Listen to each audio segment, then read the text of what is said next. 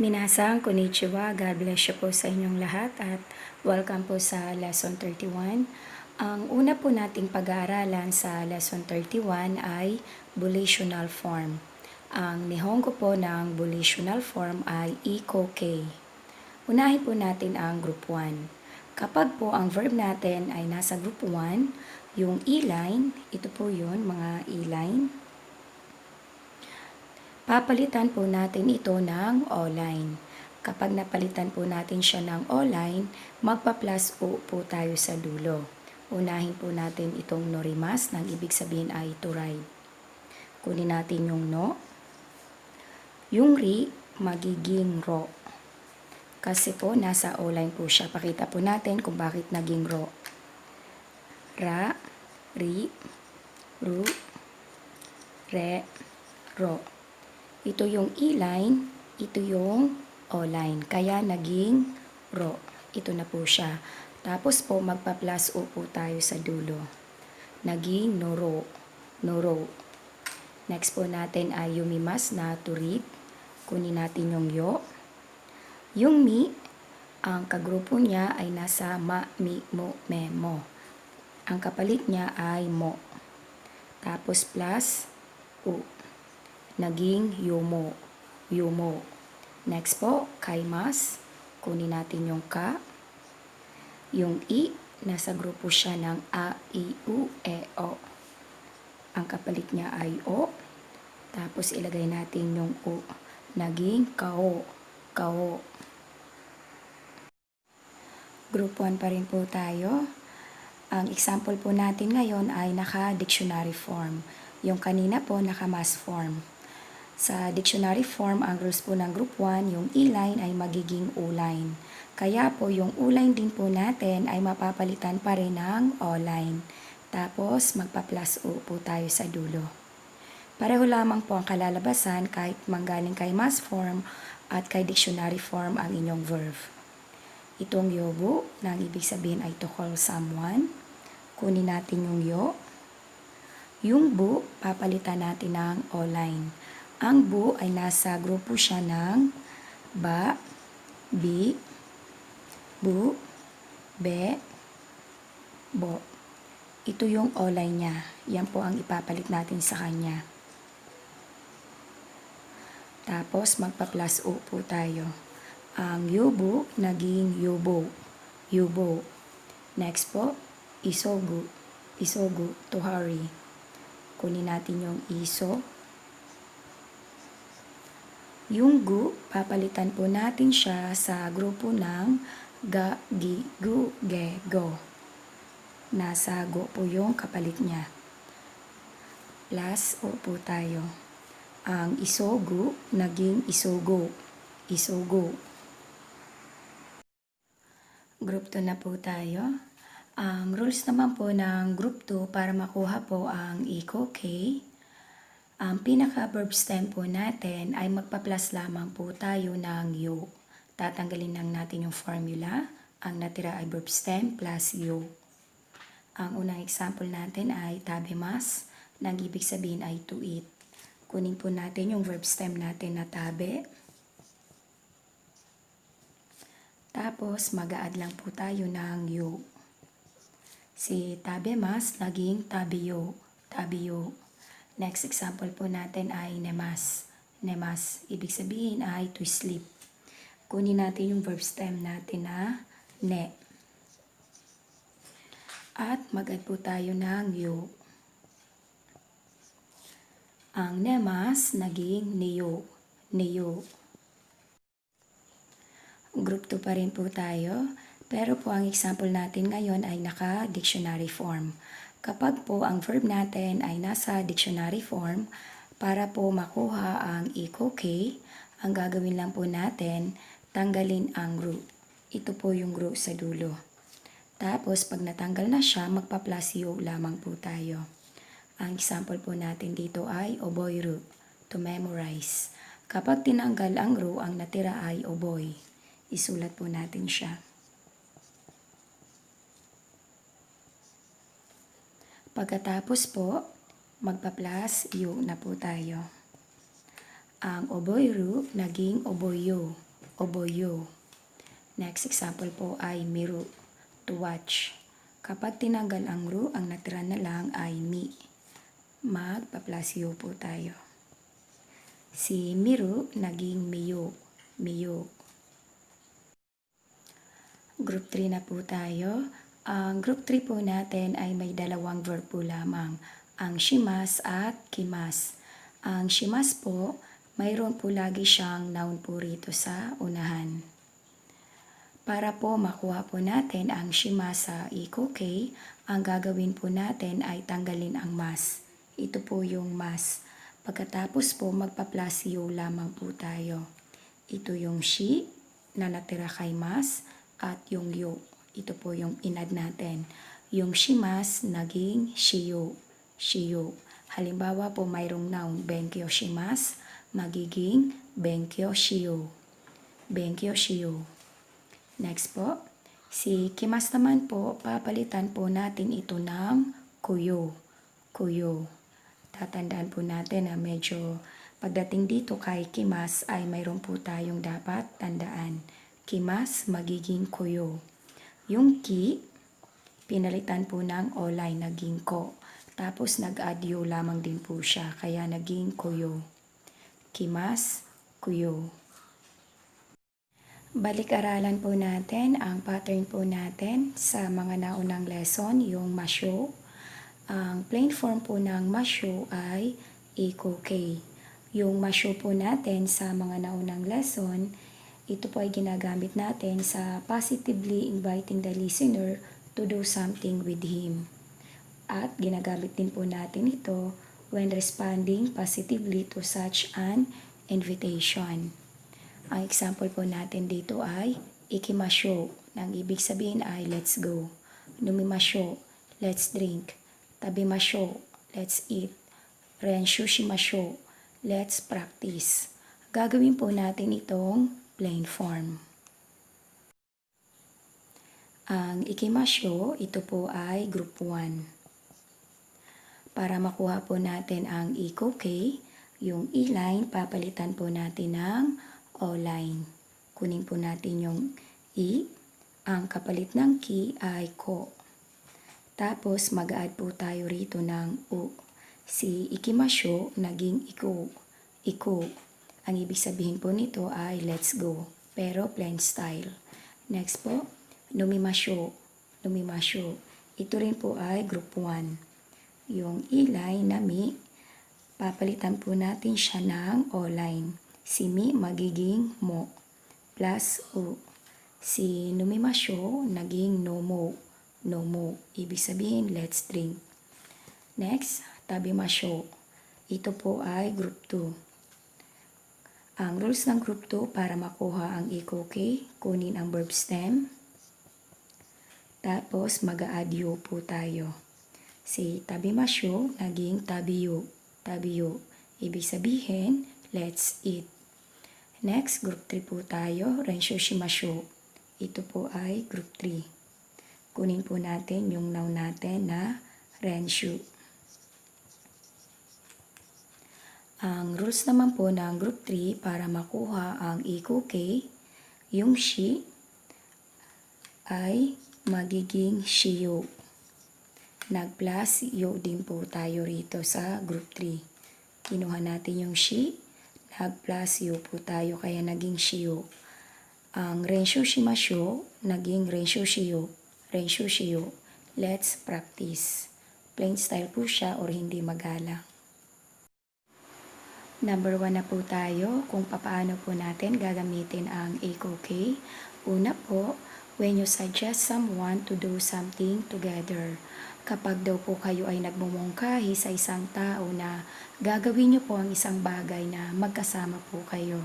Ito po yung suggestion or mungkahi. At ginagamit din po when agreeing to them kapag po ikaw ay sumasang-ayon po sa kanila or sa iyong kausap. Example po tayo, kaimono ni ikimasyo, tara mamili tayo. Napagdaanan na po natin ito sa mga naunang lesson. Ang gagawin po natin dito ay papalitan po natin ng plain style or ikokei. Sulat po natin yung kaimono. Yung particle ni, ang pattern pong ito ay naka-purpose of going. Yung ikimasyo, ito po ay group 1. Ang rules ng group 1 para makuha ang iko-k, yung ki, papalitan po natin ng o-line. Kunin po muna natin yung i, yung ki, magiging ko. Pagkatapos, magpa-plus u po tayo. Ang kaimono ni ikimasyo, naging kaimono ni iko. Kaimono ni iko. Pareho lang po ang ibig sabihin nila. Ito po ay polite style, ito po ay plain style. Ang next example po natin, halimbawa po nagyaya ka or nagsuggest ka ng koin o sampo shimasho. Ibig sabihin, tara maglakad-lakad tayo sa park. Gagawin po natin siyang iko-k. Kunin po natin yung koen at yung particle o. Ang sampo shimasho, ito po ay group 3. Kunin po muna natin yung pinaka-noun po niya. Sampo. Ang shimasho, ang iko-k niya, magiging shiyo. Koen o sampo shimasho, naging koen o sampo shiyo. Koen o sampo shiyo. Example pa po tayo. Halimbawa po, nagsuggest ka ng isyu ni igaw mimasho. Isyu ni igaw mimasho. Ibig sabihin, tara, sama tayong manood ng movie. Yung issue ni, mas na-emphasize lang na sama kayo kung ano man po yung minumungkahi or sinasuggest. Gagawin po natin itong iko-k.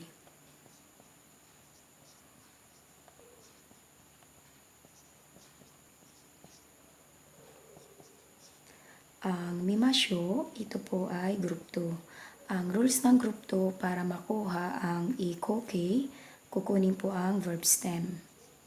Pagkatapos, magpa-plus yu. Ang issue ni eigaw mimasyo, naging issue ni eigaw miyo. Issue ni eigaw miyo. Ang next example po natin ay tsukarimashita kara. Pagod na kasi. Kaya nagsuggest ka ng choto, kyoke shimasho. Tara, mag-break tayo saglit. Gagawin po natin itong volitional form or iko-k. Dahil po ang iko-k ay plain form, ang magiging buong sentence po natin ay magiging plain form din po or plain style. Ang tsukarimashita, gagawin po natin siyang plain form. Ito po ay group 2 kasi naka-A-line. Kunin po natin ang tsukare. Tapos yung mashita, ang plain form niya ay ta. Naging tsukareta. Tapos kunin po natin yung kara. Yung chutto, isulat po natin. Ang kyoke shimasho, ito po ay group 3. Kunin po natin ang noun, yung kyoke.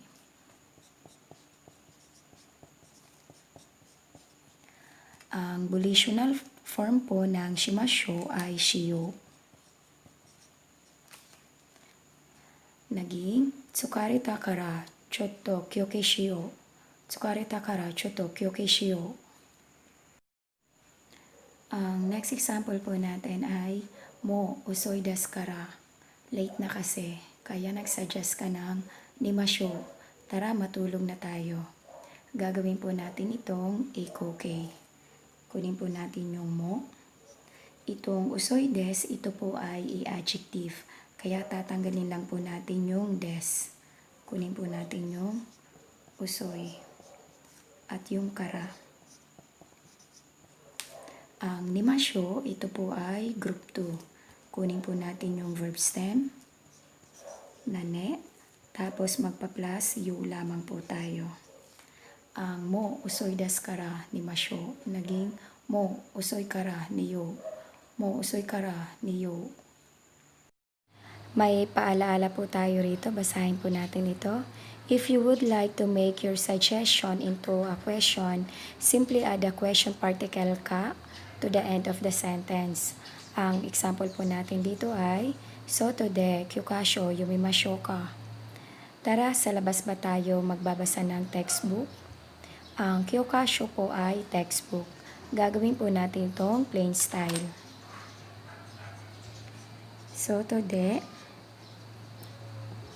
Kyokasho o itong yumimashoka, ito pong yumi na pinaka-verb stem natin, ito po ay group 1. Kukunin po natin yung yo. Yung mi, papalitan po natin siya ng o-line. Magiging mo po siya. Plus u. At maglalagay din po tayo ng ka sa dulo. Naging soto de kyokasho yomoka. Soto de kyokasho yomoka. Ang next example po natin ay Sukoshi yasumimashou ka. How about taking a rest for a while? Nagsuggest ka or nagyaya ka na magpahinga muna kayo ng kahit saglit or sandali. Gagawin po natin itong plain style.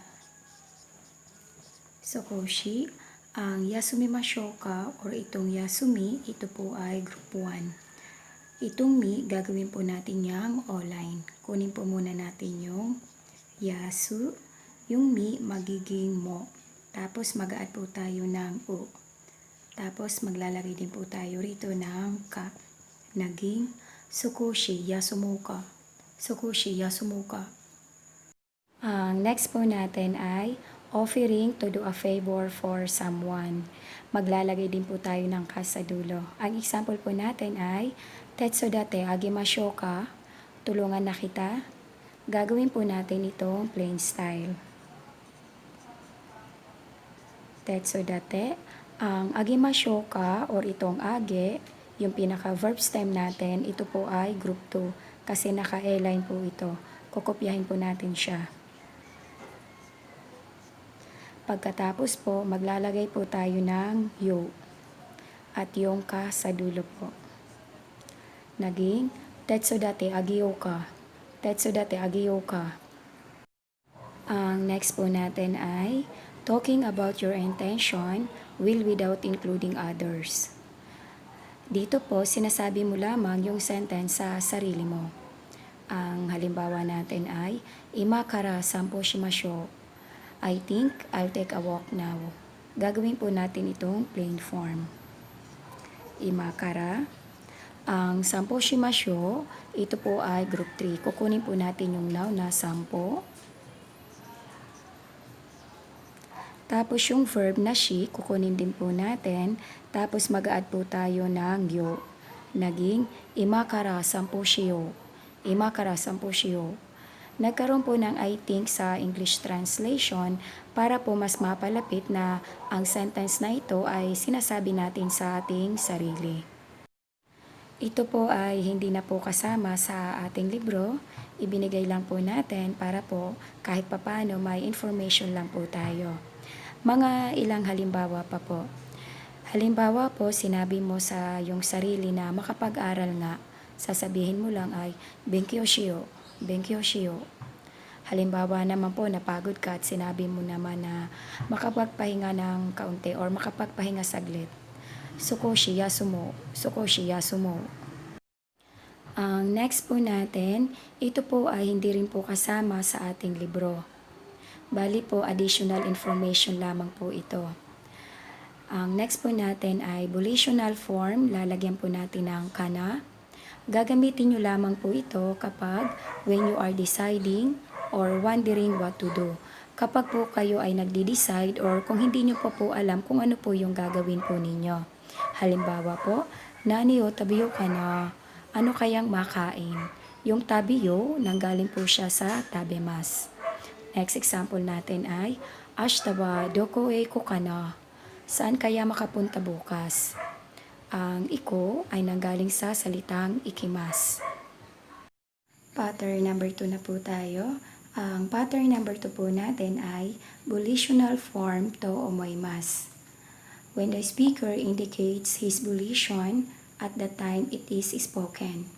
Ang tinutukoy po ng volitional form to omoimasu na pattern na ito kapag po tayo ay nagsasabi o nagpapahayag ng ating kalooban sa mga oras na yon. Ang ibig sabihin po ng to omoimasu ay I think or palagay. Ang volitional form to omoimasu, ito ay ginagamit lamang po sa sariling volition or sa sariling kagustuhan or kalooban. Ibig sabihin po, gagamitin lamang po natin ito sa salitang watashi or mismong yung pinaka-speaker po mismo. Hindi po natin pwedeng gamitin ito sa third person na volition or kagustuhan po nila.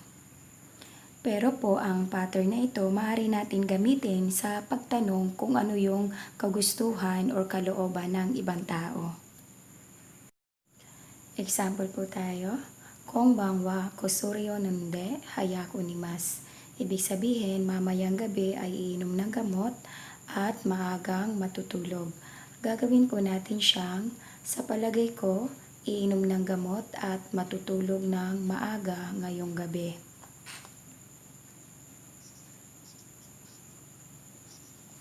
Konbanwa kosuryo nonde hayaku. Yung nemas, gagawin po natin siyang volitional form. Ito po ay group 2. Kukunin po natin yung pinaka-verb stem na ne. Tapos mag-add po tayo ng yu. Tapos ilalagay na po natin yung to omoimasu. Basahin po natin. Konbanwa kosuryo nonde hayako ni yu to omoimasu. Next example po natin ay imakara ginko e ikimasu. Ibig sabihin, pupunta sa bangko ngayon or simula ngayon. Gagawin po natin siyang, sa palagay ko, pupunta ako sa bangko ngayon.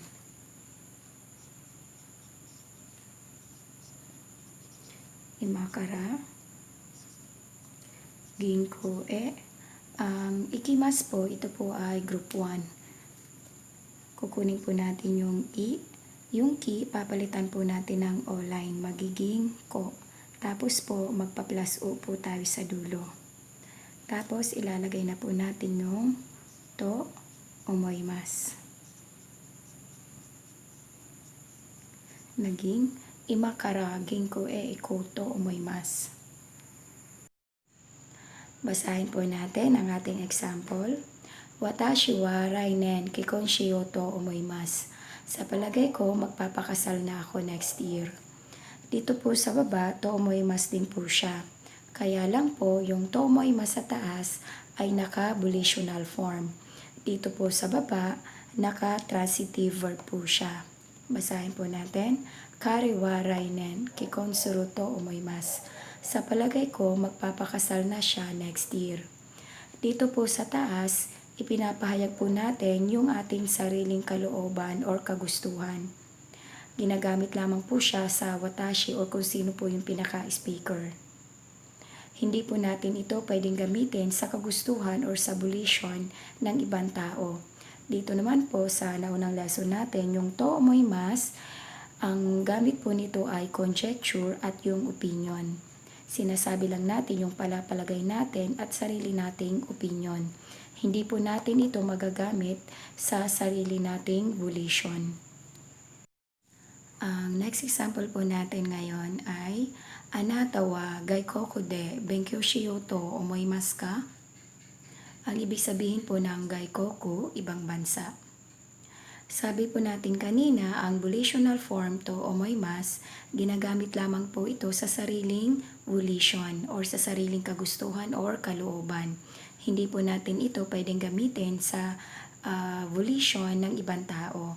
Pero po, katulad po sa example natin, kapag po tayo ay magtatanong, pwede natin gamitin ang anata. Kapag po sa tanong lamang. Kapag hindi po tanong, mali pong gamitin ang volitional form to omoimasu sa ibang tao. Lagi lang pong watashi po gagamitin ang volitional form to omoimasu.